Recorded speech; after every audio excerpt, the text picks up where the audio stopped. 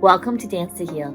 I'm your host, Jenny C. Cohen. Join me as I share stories of how dance and movement can bring healing in a way that is safe and tailored to your life. I'm a cancer survivor, mother of two, and an award-winning performer who found that movement was vital to my recovery. I created Dance to Heal Wellness and also authored the best-selling book, Outside in Recovery, Dancing My Way Back to Myself After Breast Cancer. I will bring new techniques to help you on your dance journey and healing path. Are you ready to move? Dance to Heal starts now.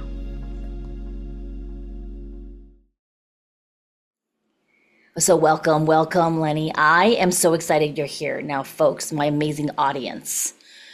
I know this guest of ours today looks not a day over 18. I want to assure you, though, that she does have 20 years of experience in the event space. Will you please tell the audience what brought you into this field and why you are still going, lack of no other way of explaining it, you're just full speed ahead with this. Well, Jenny, first of all, thank you so much for having me. And I hope the audience will get to enjoy this conversation that we're going to be having today. And also, thank you for saying I don't look over 18. Thank you. You're brilliant. You're beautiful, especially even in person, folks. Like, this beauty of this person is genuine. So go ahead. I'm so sorry to cut you off.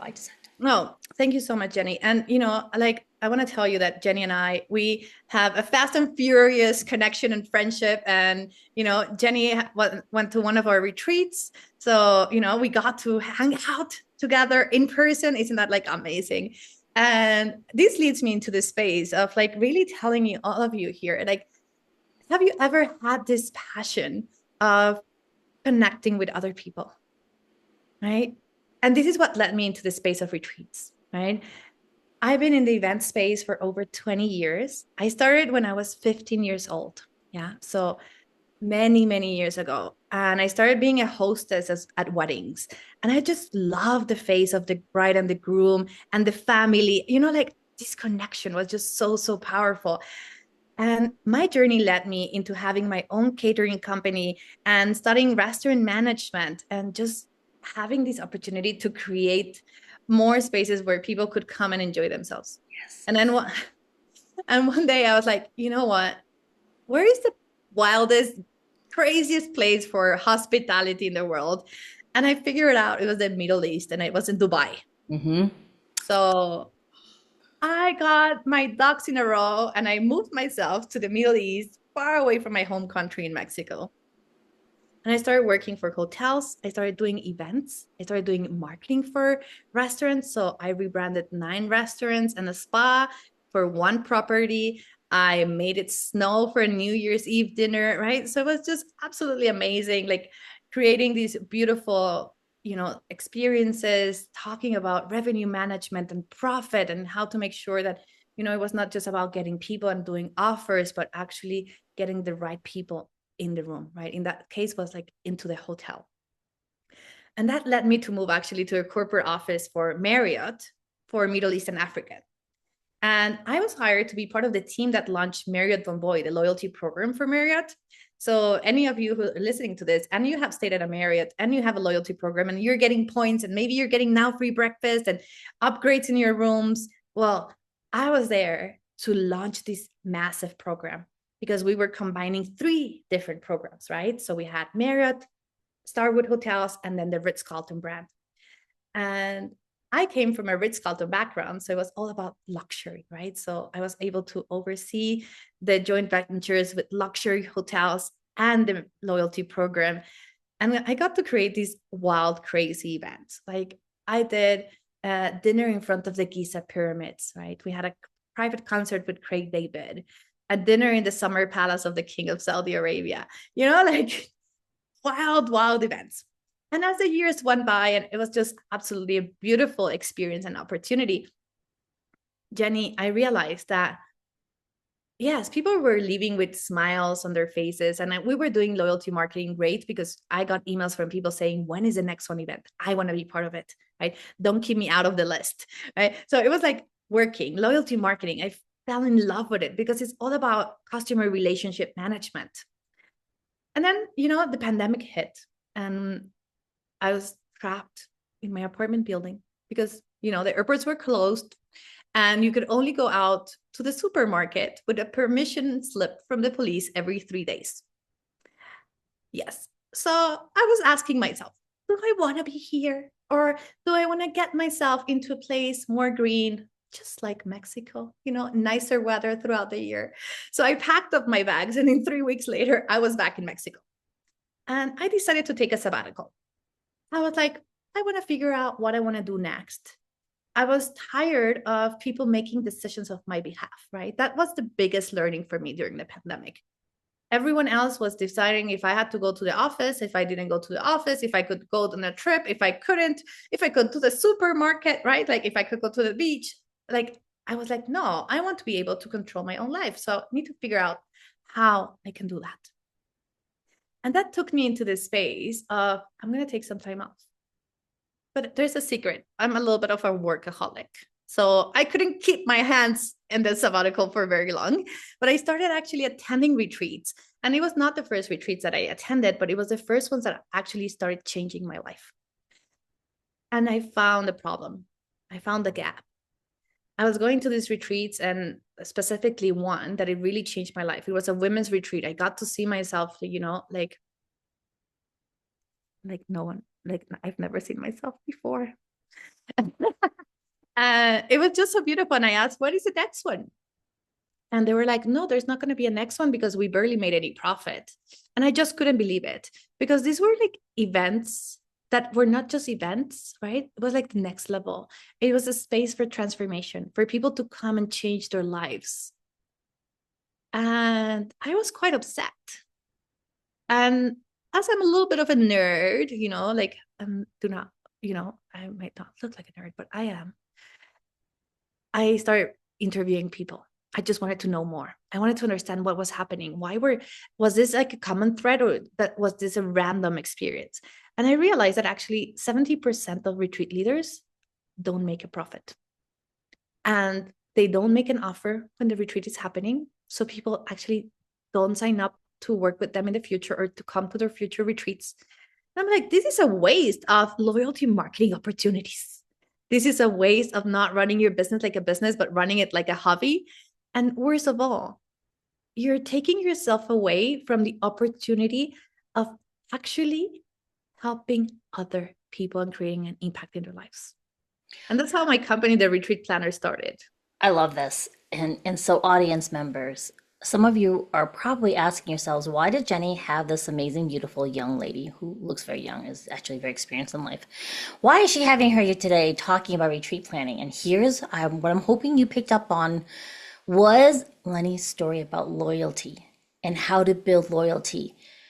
Honestly, growing up as an immigrant family in the States where we had like no friends because my parents were working all the time. Now my parents have this huge community of friends. But when I was growing up, we had no family. We were the first family to immigrate to the States. So other than church, there were no family, no friends. I didn't know how to be friends with somebody. I didn't know how to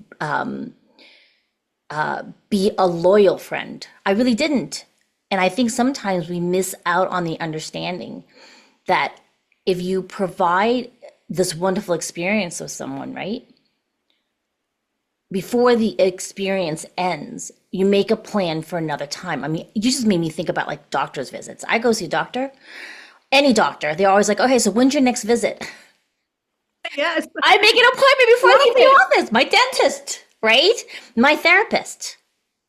And my friends, since I met you, I've been doing this. We'll get off the phone. I'm like, hey, when's the next time we're going to talk?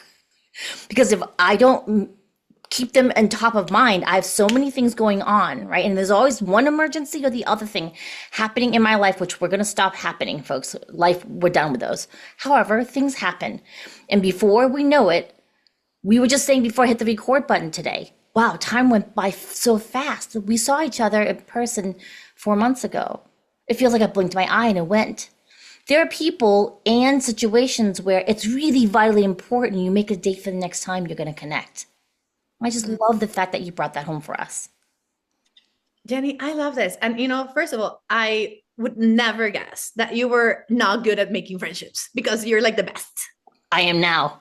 It You're took now. me a long time to figure out how to be a good friend and how to expect a person to be a good friend back.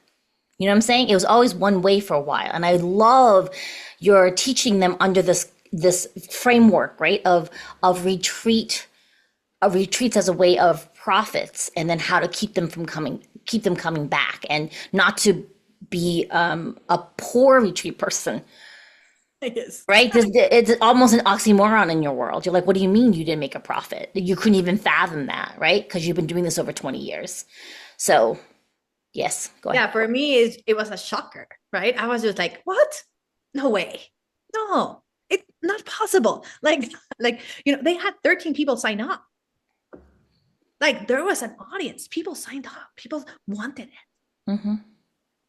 So when we really go back to this, and I think I love this example, Jenny, that you put out like together on the space of like, you go to the doctor and then they're like, okay, so your follow-up is in 2 weeks. Mm-hmm. We don't question it. We don't.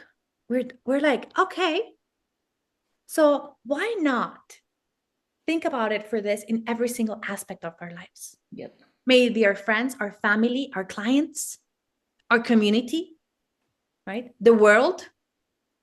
Like, we can take it as large as the world, right? So usually, like in some of my, like in my programs, and it's not in some, but most of them, I would say, we do this exercise about the impact that you create. And first we start with the impact that you create for yourself whenever you do something good, whenever you're fulfilling your passion, your business, right?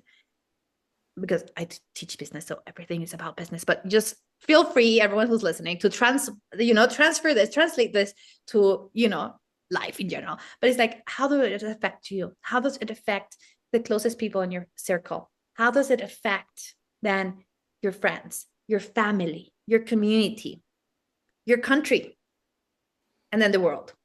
Because every single action that we take impacts the world. We are having a ripple effect, but because we're so busy with life, we just forget that every single thought, action, the way we treat the stranger on the street and our closest family member impacts everyone else. Yep. I'm actually, so I was a part of this energy clearing through one of my coaches, and they spoke. I wanted to see if morphogenetic, if it's a thing that is genetic. Yeah. So when you were talking about how everything you do affects the world, right? And they were talking about, I learned, I didn't really hear about this, but what it talks about is like, okay, I got so excited, I turned on my iMovie. Hold on, where'd you go? I look in the school that I'm learning how to do energy field clearings. They were talking about, they coined a definition for morphogenetic field, meaning you have your own energy field, right? And if you share spaces in your house with other people, you're within circles within a big circle of your house, that field. And then the energy that you're of all your neighborhood, every single house has another bunch of circles next to each other, right? So it's circles within circles within circles, and then you include like your state, and then your country, and then the world. And the understanding is that yes, everything outside can affect you, like what you were saying, and if you even just change yourself, it will affect all the fields around you. Yes. And this hit home what you were saying. I love this. Okay. Oh my gosh, such an interesting conversation, right? Like, we are the average of the energetic vibration of the 5 people closest to us. So, like, and I like to bring this home with a very simple example. So if you go to a funeral, you know how the vibrations are, right? How does it, like, and I even invite people who are listening to this, like, just go back in time for a second and see how you felt usually it feels very heavy. You go like, because there's so much sadness that you can actually feel it, right? But think about it when you go to a wedding and everyone is excited and people like, doesn't it feel lighter? Imagine this is like your everyday. It's just like a lot more subtle that you don't feel it as big because it's not so many people. But you, that's why you need to like manage who you spend your time with. And that's why when like I get people who come and they're like, Leni, I want to learn how to do retreats from you. And then some people get an invitation to work with me and some people don't. It's as simple as that. And it's not because I don't want to help more people, but there is an energetic match, right? There are people who are attracted to me, to working with me because of who I am, what I represent. And there are people who are like, what? Make money from retreats? No way. I want to serve people and I don't want to make any money because that's my dharma, right? And that's fine. We're not in the energetic Yes. match, right? Yes. And usually we want to be in an, we want to be surrounded by people with a higher energetic match. So, we go higher instead of lower, right? So we get to choose. And that's a beautiful piece about like loyalty marketing is that, yes, you get to choose who's your inner circle, right? At the same time, it's all about caring about people. So I can tell you there's a lot of people who have not signed up for my programs and it was not right. I still care about them. I still send them trainings. I still, I'm hoping that one day they'll get to the point where they're like, oh, you know what? I agree with Leni's vision and thoughts. And if they don't, it's okay. I still pour out my energy. That's why I have my podcast, How to Run Profitable Retreats, right? I have the emails that go out. I do master classes. I do workshops. I do so many other things because not everyone is going to be at the same point or the point that they need to be in order to be working with you right now. I love this. Now, here's the thing. Lainey gave us a really, really pretty gift. So it's going to be in the descriptor of this particular platform that you're either watching or listening to. I'm going to spill it out for you anyways, because I think some of you are really good at listening and then remembering it for later. Okay. So Lainey's gift is going to be theretreatplanner.com/profit ebook. Okay. If you go there, you get a free gift from her. I'm a learning person forever, and I can always take anything that is gifted from someone that I respect and want to learn from and apply it to my life.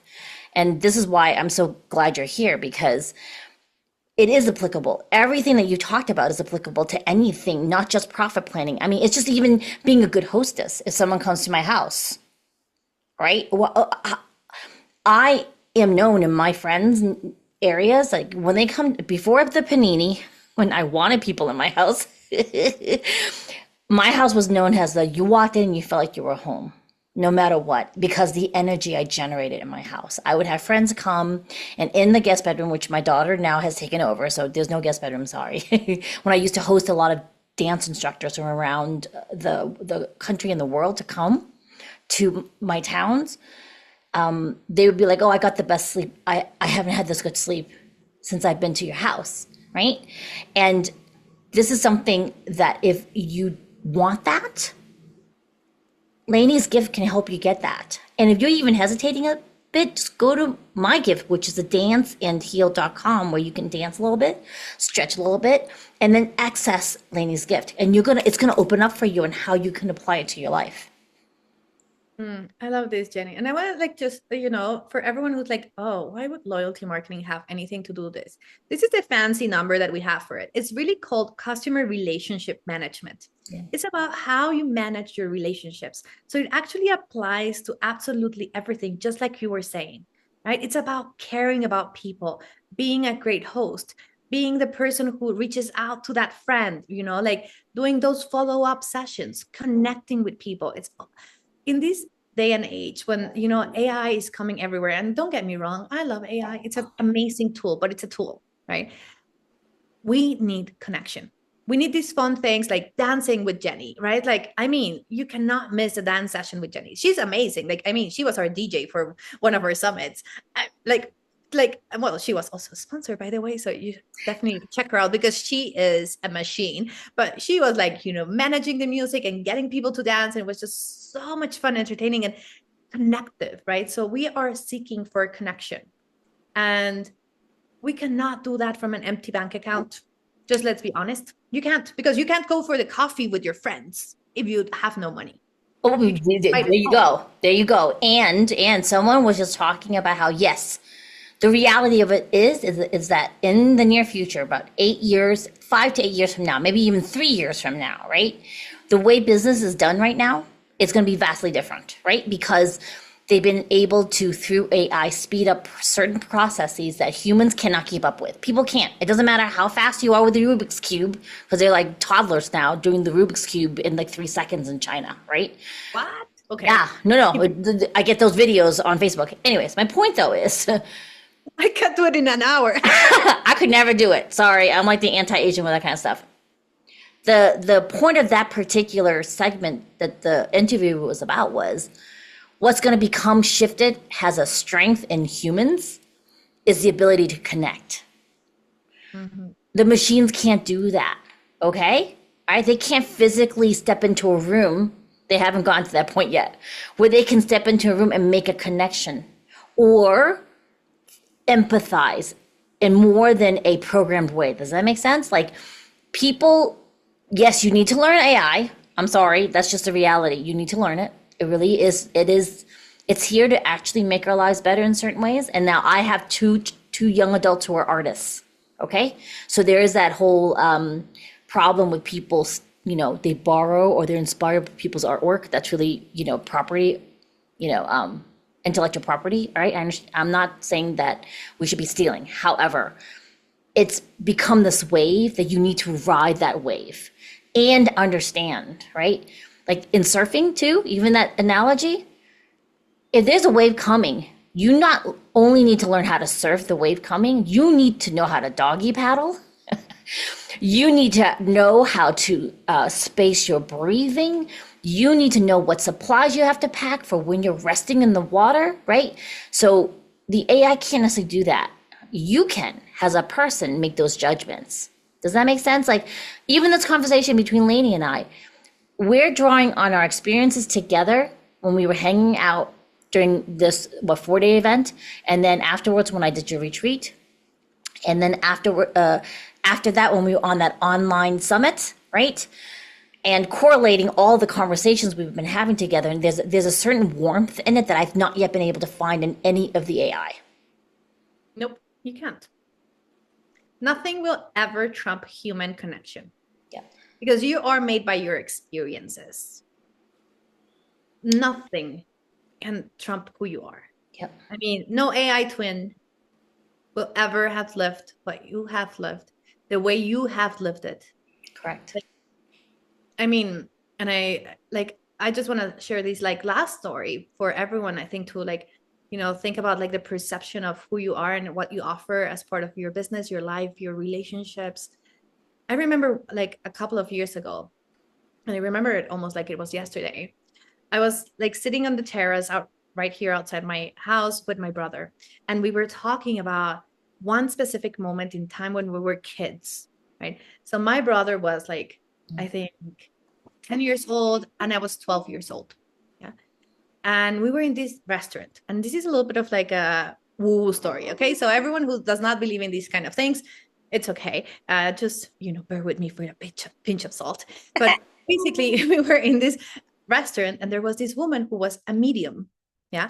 And she was gonna call in a parrot or something very, very random, and as a 12-year-old. And then she came and she said, the kids are not going to remember. So my parents were like, oh, yes, of course, let's do this. Right.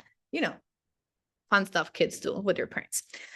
And I remember that. And I was a little bit traumatic, I have to say. But I was telling my brother when we were sitting on this table, and I was like, that was a very weird experience for me. And it created a little bit of trauma in my life, I have to say, right? I'm like, what the hell is this, right? Especially when she started calling in the pirate. I'm not saying that it doesn't exist, but it was like a little bit weird, right? Especially like, anyway, that's my perception. And then I said, like, what did you feel about it when it happened? And he was like, I just like the pina colada. What are you talking about? I don't remember any of that. Right? So it's all about perception. We were raised by the same parents, lived under the same roof, right? Went to the same place, had a completely different experience. Completely different. Like one created trauma, the other one was like, oh, the food was good. Great memory, right? So AI will never be able to have that. Yeah. Pre-recorded course will be able to provide that. I always like joke with people. I say, like, I could give away my course and the trainings and the scripts to train everyone, and it doesn't matter. No one will be able to do it the same way I do, because no one has lived what I've lived. Bingo.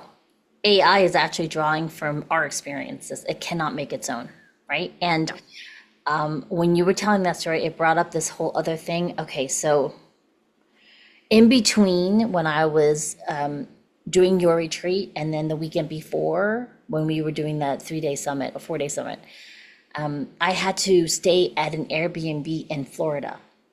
And this really sweet, gentle man, he wasn't home. He had a good friend take care of me. And I had a one room with a little bathroom, right? And his human touch was he put in it was a tiny little 1-cup rice cooker. There was a microwave in my little room, right? And I just felt really taken care of. Now, I've been to fancier Airbnbs. But the fact that this man had this 1-cup rice cooker with a bag of rice, like a tiny little bag of rice for me to make my rice, right? And I think he just does that for all of his guests. Then I found out more about this gentleman, right? Because he has this beautiful house and he rents out different spaces. There was even a couple in another room in the back of the house that they lived there long term. Okay, and he traveled the world, this person. So there were places from all over the world, all over his house. He had left to attend his son's wedding outside the country.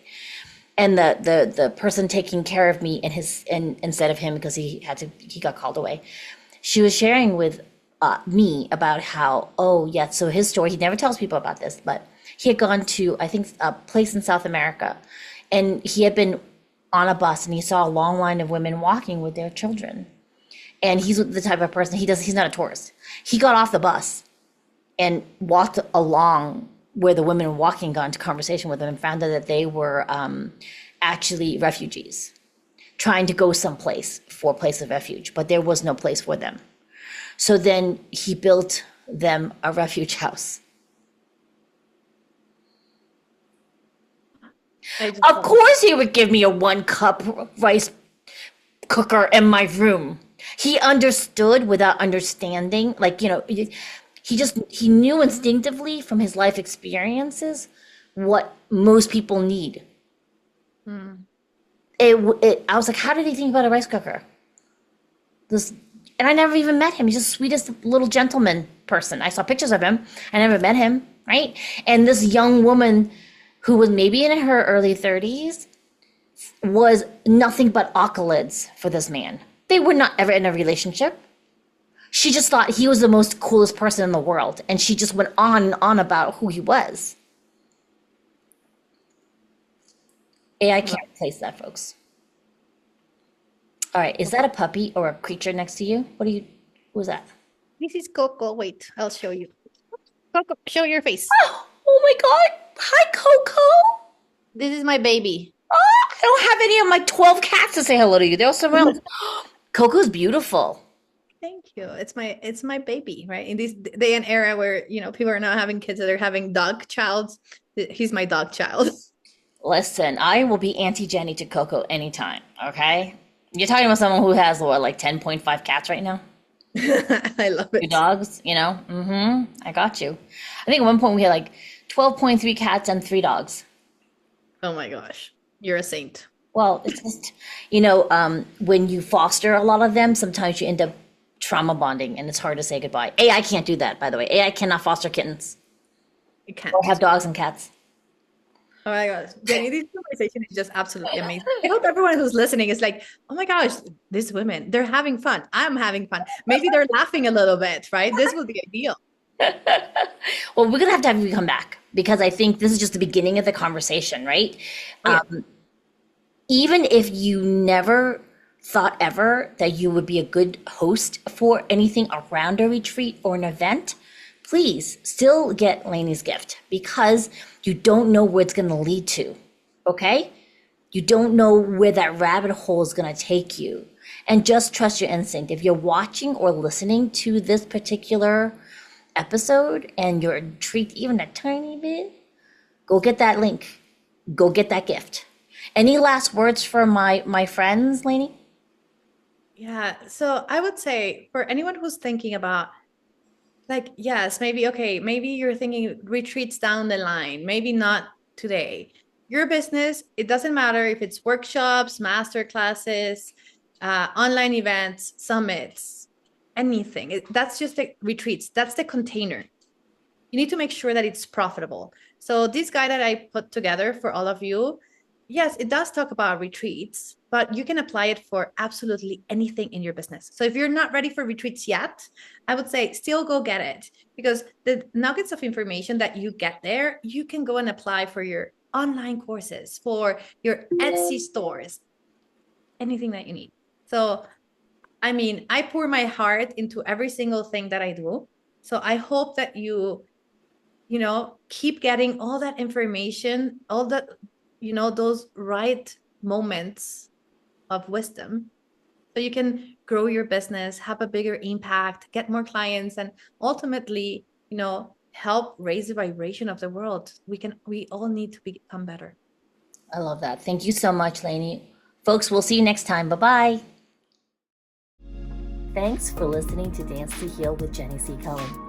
Come back next time to hear stories of recovery through movement and learn more ways that you can move your body. To work with me and continue your journey, visit OutsideInRecovery.com. Are you ready to move?